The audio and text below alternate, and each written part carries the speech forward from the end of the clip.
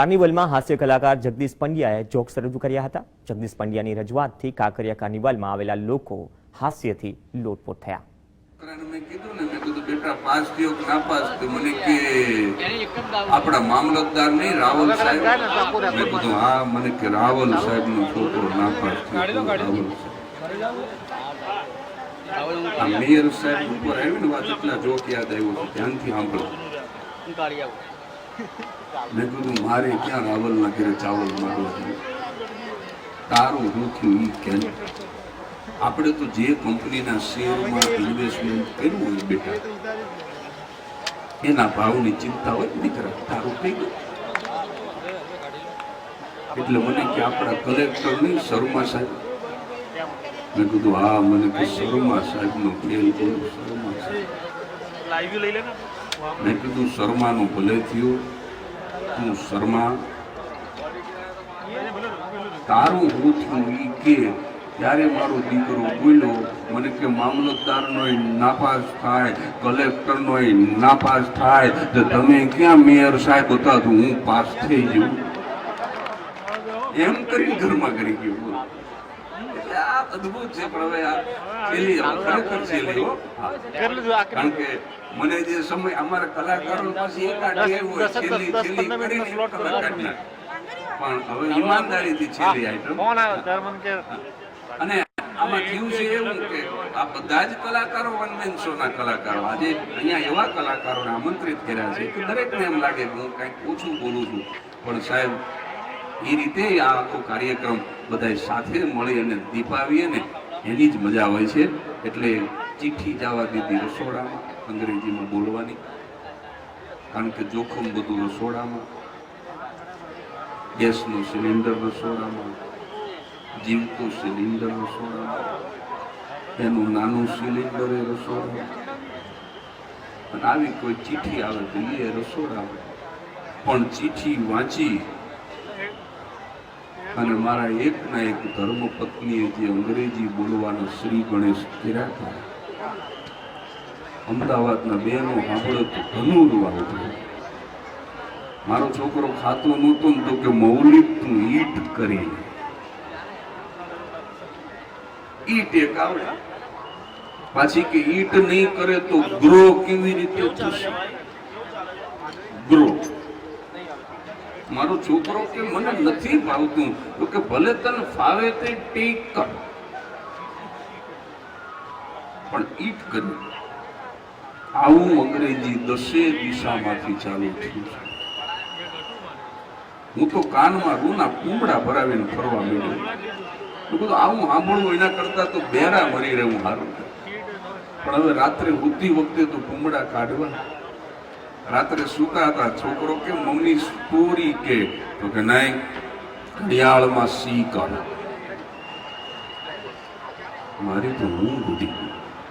મેં બધું ઘડિયાળમાં સી કરે, આ 3 ટોયલેટ શું કામ બનાવ્યા?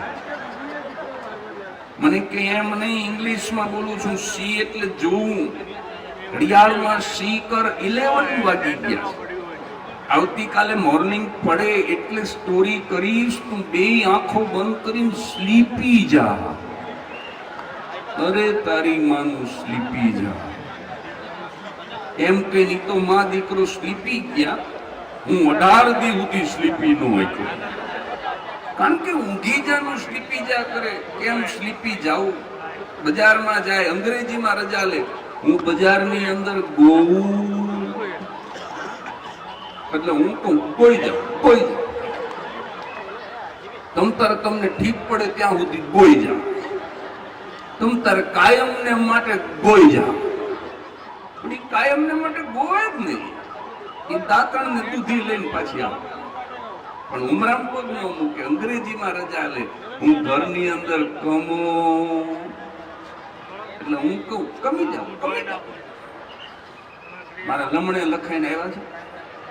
આ સાહેબની જેમ પગ ઉપર પગ ચડાવી અને શાંતિથી ટેલિવિઝનમાં મેચ જોતો હતો, એમાં રસોડામાંથી અંતર ધ્યાન થઈ અને ડ્રોઈંગ રૂમમાં આવીને પ્રગટ થઈ। મેં કીધું હમણાં કઈક બોમ્બ ફૂટે, અને ફૂટ્યો સાહેબ। મને કે તમારા પગ ઉપર 100 ગો ચડી ગયા। હું તો ઊભો થઈને પગ ખંખેરવા માંડ્યો.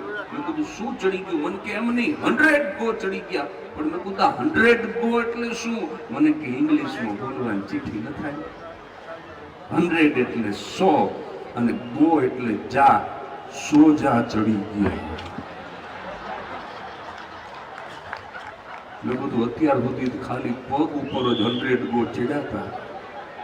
આ તમારું અંગ્રેજી સાંભળીને આખા શરીરે 100 ગો ચડશે.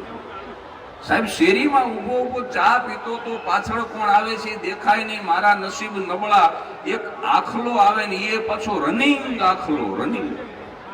ઈ એને જોયો, મને કે દિસ્ત્રો રેજો, દિસ્ત્રો રેજો. હું એનું ગુજરાતી કરું ઈ પેલા આખલાએ મારા જીન્સના લૂપમાં શીંગડું ભરાયું. મને આખે આખું હવામાં અધર કર્યું. અડધી ચા તો મેં ઉપર પીધી, અડધી જ નીચે પીધી હતી. બેનના ઘરે ચા બેને બહુ સારી બનાવી ને. મેં કીધું ચા સારી બનાવી હતી, અમદાવાદના હતા.